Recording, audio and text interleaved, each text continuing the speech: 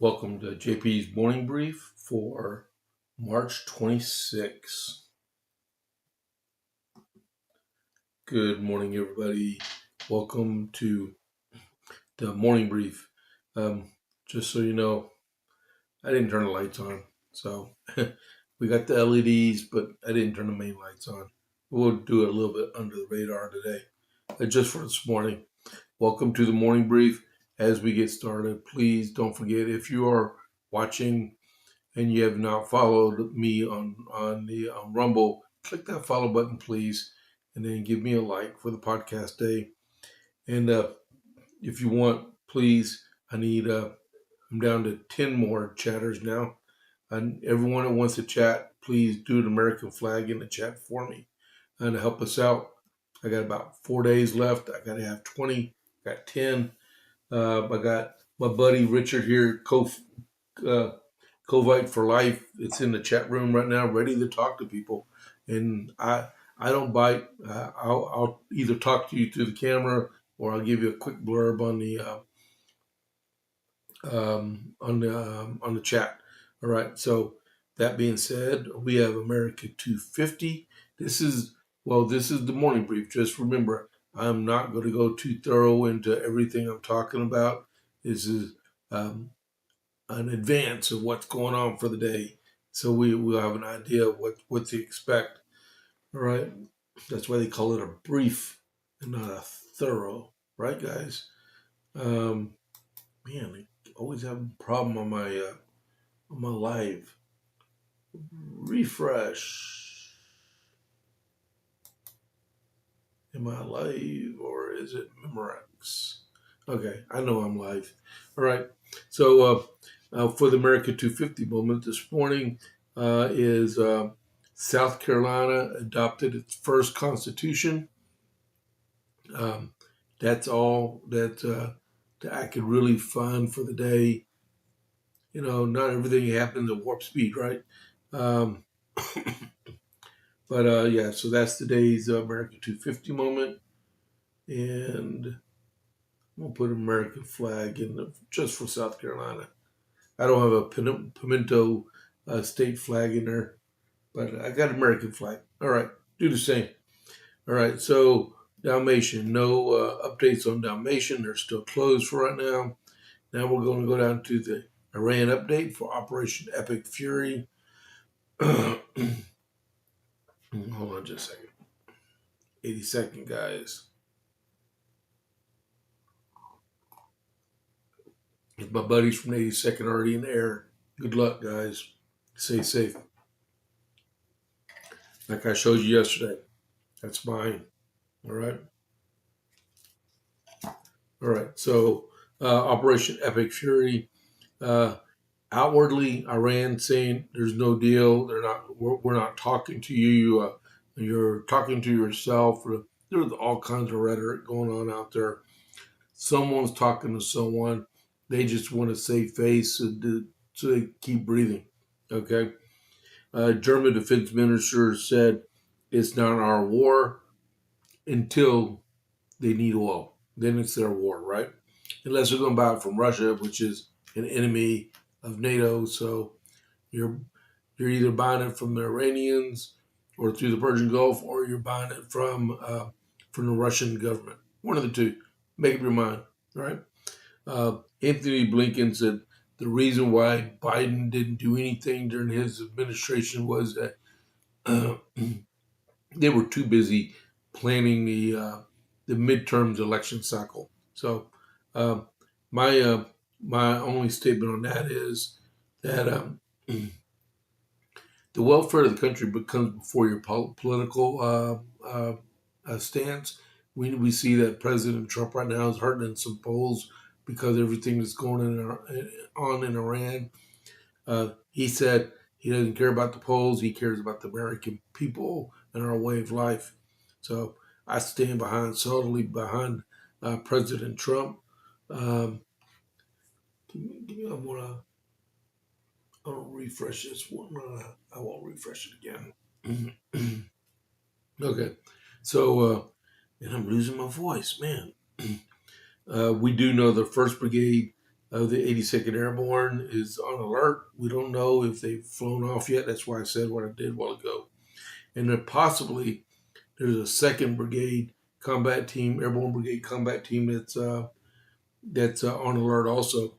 And the 31st Marine Expeditionary Unit should be entering the Persian Gulf tomorrow. So we have a convergence of forces. Now, this does not mean that if these guys are deploying means they're going straight into a fight. So what's probably happening is probably a show of force for the people that are still alive in Iran that tries to make decisions before they're terminated. That gives them like, this is going to happen to you if you don't listen. All right. So listen. Um, Over 10,000 targets have been hit by U.S. and Israeli aircraft. Uganda signals support for Israel if the war widens. Um, and then the UAE, the United Arab Emirates, won't this. Oh, okay. I misspelled something. It's like what I was about to say was totally different. But the United Arab Emirates wants a decisive victory or an end to the war. Iran's speaker threatens to burn U.S. forces, and then the Iranian commander responsible for um, the Strait of Hormuz has been killed. His name is Elazari Tang Suri.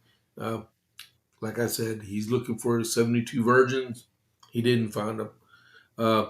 92% of the Navy is destroyed. They're at the bottom of the sea. Brent crude is trading at 106 and 16 cents. West Texas Intermediate is trading at $93.57 a barrel. And the Dow Jones yesterday closed up 305 points to 46,429 and 49 cents. All right. So that's your Iran update so far. Give me an American flag in the in the chat for me, please. Okay. Um, that's a pretty good one, especially with the Iranian naval commander that was responsible for shutting down the Strait of Hormuz. He's been terminated. Um, we'll see. I think tomorrow is the deadline for them to accept the ceasefire proposals or the peace plan, however we want to say it. Um, but Iran's already signaled that they won't accept any of our conditions that we are applying to them. They don't really have too much of a choice at this point, but you know they have to make these decisions for themselves. Uh, we can apply the pressure, but they got to make that decision. All right, so onward to the brief. Um, so yesterday in the Eighth Appeals Court for the U.S., let's see, illegal immigrants nabbed by ICE do not have to face bond hearings. That's big. A step that has become a potential legal impediment to President Donald Trump's mass deportation agenda. A second federal court found Wednesday. The case involved Mexican national Joaquin Herrera Avila, who was captured in Minneapolis in August and failed to produce legal credentials authorizing his admission to the U.S. He was detained without bond and faced removal proceedings. Massive court victory, quote, massive court victory against activist judges and for President Trump's law and order agenda, the Attorney General Pam Bondi said after the St. Louis-based Eighth Circuit reversed a lower court's ruling and denied many of the captured illegal aliens um, ineligible for such chances to be released. Because once you release them, you'll never find them again. So 6:40. I got to keep track of time. All right. And then a district court in Minnesota granted Avila's petition for habeas corpus or to challenge the legality of his detention, which the Trump administration challenged, and they won. Um, it says here, this is the decision through the appeals court. We receive and remand the ruling that proceedings consistent with this opinion, the Eighth Circuit ruled in a split decision with George W. Bush's appointed judge Bob Shepard of Arkansas writing for the majority. Um, so illegal aliens can be held without bond. All right, unless they appeal it to the Supreme Court, but it'll still be upheld. Let's see. We're talking about federal judges still. Conservatives accuse Jack Smith of improper ties with judges in the appeals court. Let's see. Conservative critics are accusing former special counsel Jack Smith of improperly coordinating with two federal judges after Senator Chuck Grassley released documents Tuesday showing Smith's team interacted with the pair during the Trump investigations. Democrat D.C. District Judge illegally worked in secret with Biden special counsel Jack Smith to bring charges against the president. Article 3 founder Mike Davis claimed on X. Smith's investigations led to criminal charges against President Trump over the 2020 election and alleged retention of classified documents. Trump called the investigation a witch hunt, while Republicans widely condemned the charges as an abuse of power designed to take out the then leading Republican presidential candidate. Why did it take 5 years for this stuff to all be released? Man, that's the thing about it right there. So thank you, Senator Grassley, for getting that stuff released. You know, this with the special counsel having improper ties with these federal judges, the judges should be disbarred, and then Jack Smith should be disbarred also. So I don't know what pertaining to these guys. They're reinventing the rules. Impropriety and unethical conduct is unacceptable in the judicial system, and it proves it over and over again. Also, in California, I don't know if y'all been watching this stuff. Steve Hilton and Chad Bianco, right, are still leading in polls for the California primary against all Democrats. All right, and you might ask why? Who cares, right? You got the Republican primary and you have a Democrat primary. Well, in California, they don't have a Republican primary and they don't have a Democrat primary. They have a jungle primary, which I don't like anyway. But what it is the top two candidates, unless the number one candidate gets over 50%, but the top two candidates in the jungle primary advance to the general election, no matter what party. So if Hilton and Bianco both finish in the top two in I think it's June's primary, they both advance to the general election in November, and no Democrats are on the ticket. Now, that being said, I didn't get the breakdown of the poll, but they did say one thing: the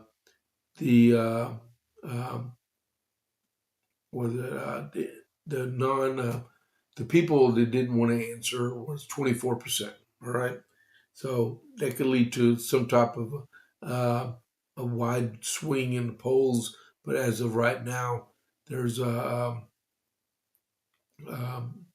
first and second place Republican ticket right now. And then also, Trump also said that he may use the National Guard in select airports around the country to alleviate stress on ICE and TSA. And as you know, TSA is not even being paid right now. Let's see. Yeah, we'll go with this one. What time we got now? 6:45. We're doing pretty good here. This is flowing today. Uh, so Chris Murphy, he's the Democrat senator from New York, from New Jersey. I'm sorry. Let's see.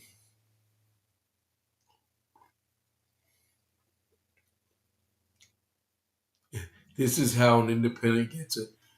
Look, Richard, you're absolutely correct. If an independent candidate in California gets second place or first place in the jungle primary, they're going to get elected. You're exactly right.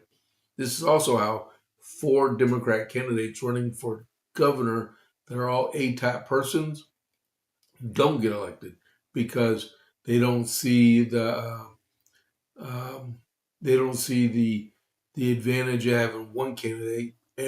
All four of them want to get elected, and that's the same thing about Bianco and Hilton.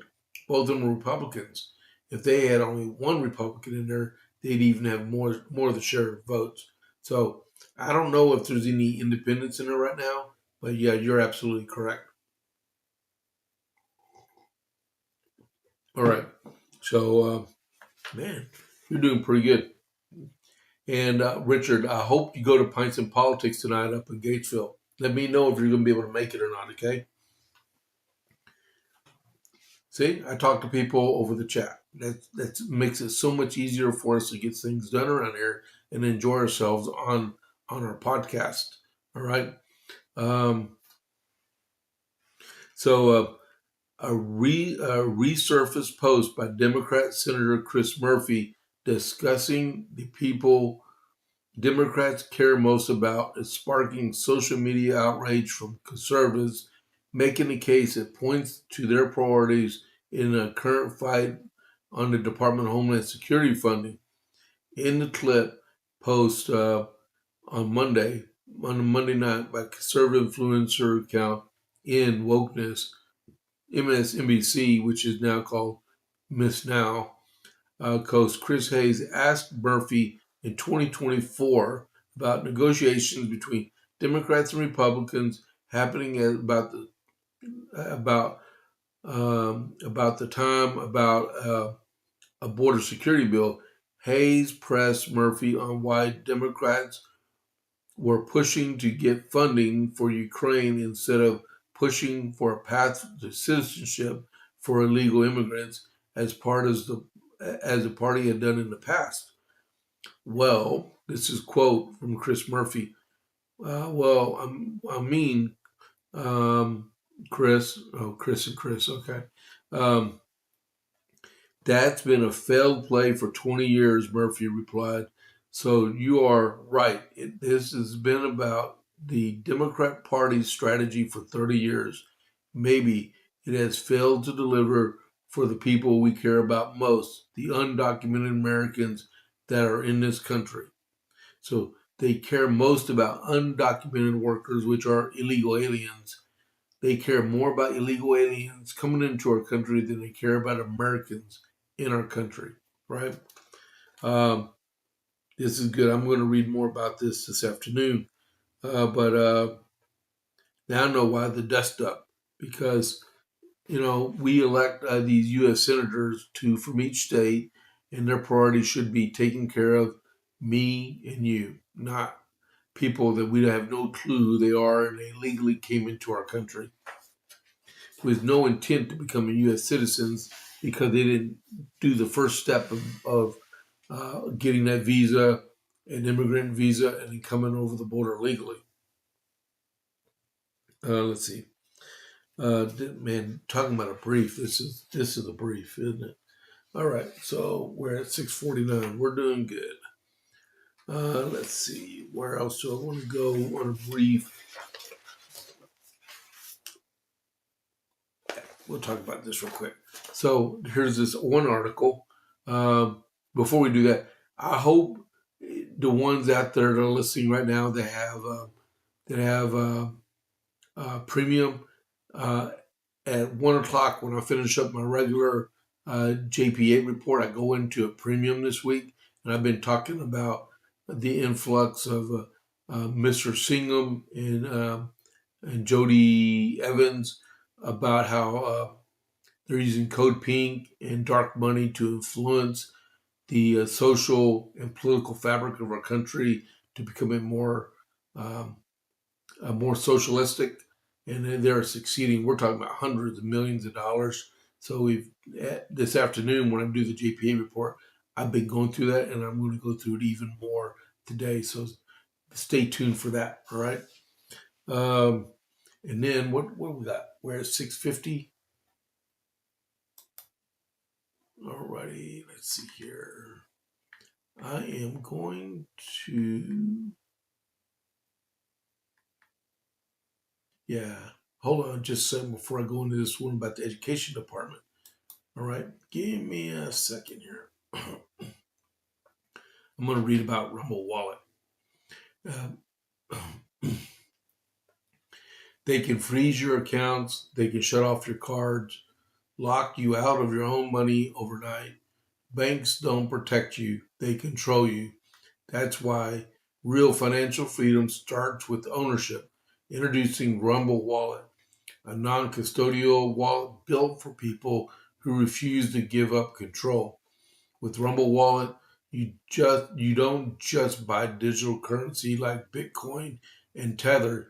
You can own Tether Gold, real gold on the blockchain.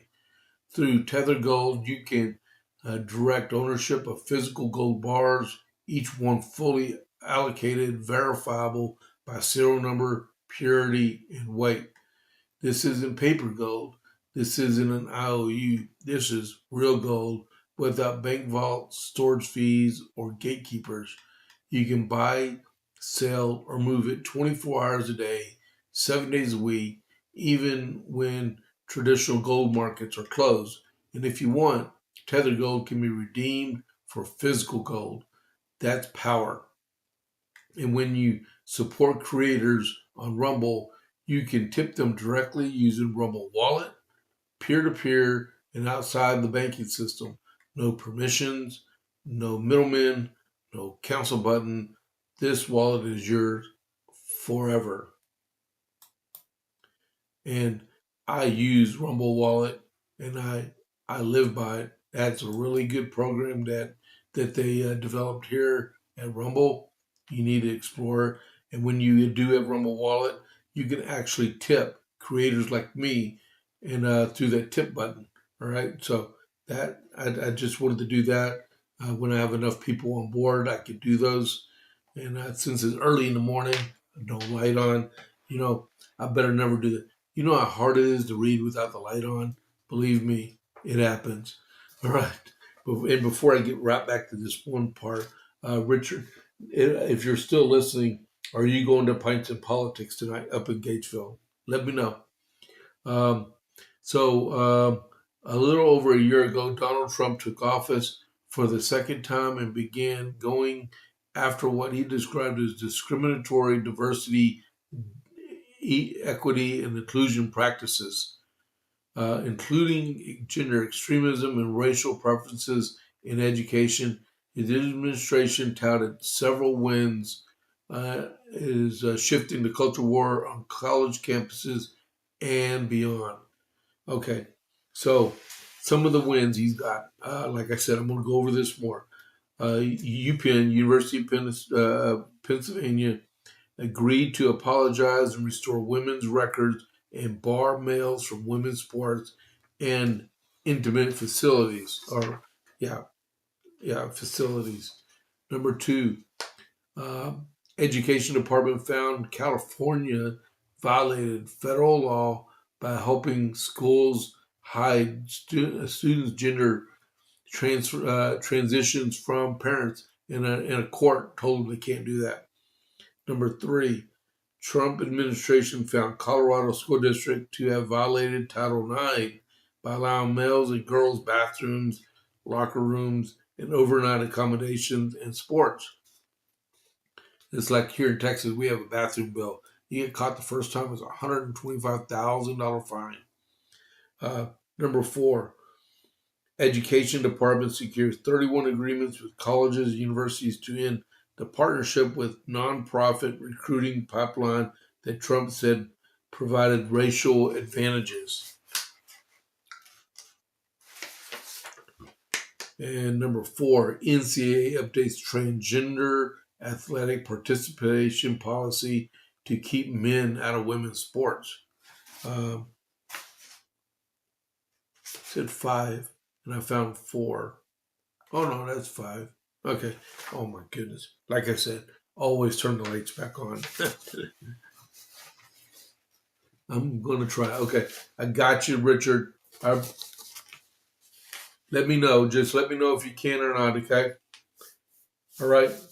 And then let's see. What else we got going on this morning? I'm gonna go over to the Texas Minute, because in the Texas Minute there was an endorsement in the AG race here in Texas.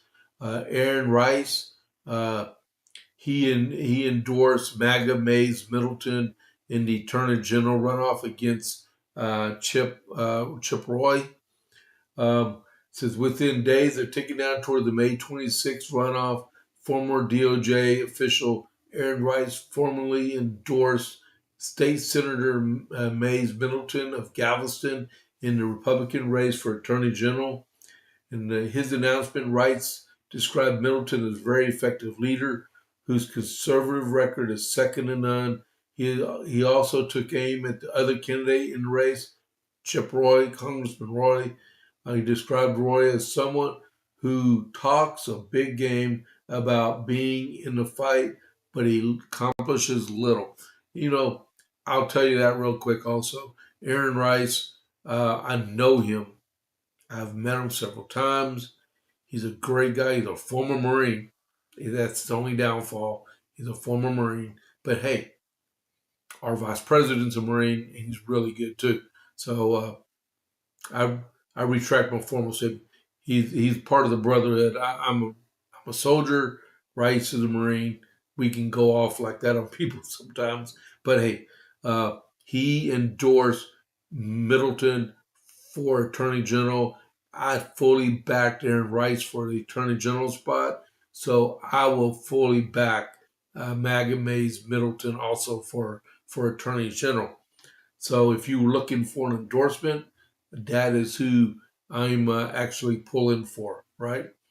And then let's see.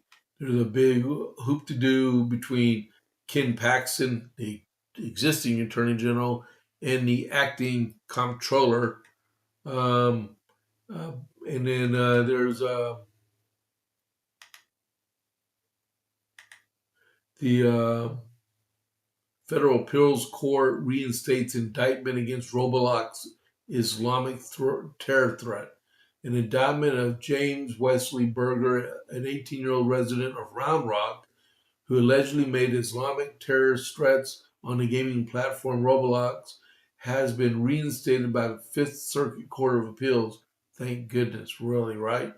The district court previously dismissed Berger's indictment, arguing his messages threatening a planned Christian music festival did not constitute true threats and were protected by the First Amendment to the U.S. Constitution. The appeals court, though, found a trial on the merits is necessary to evaluate the sufficiency of the prosecution's evidence. Good job. All right.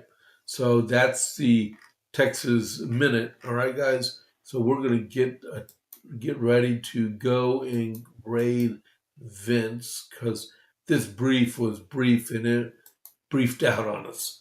All right. So give me a second here. I'm going to get ready for the raid. R-A-I-D, Control V. All right. So I will see y'all, I will see y'all at noon with the JPA report. This is James Pierce. I'll catch y'all on the flip side.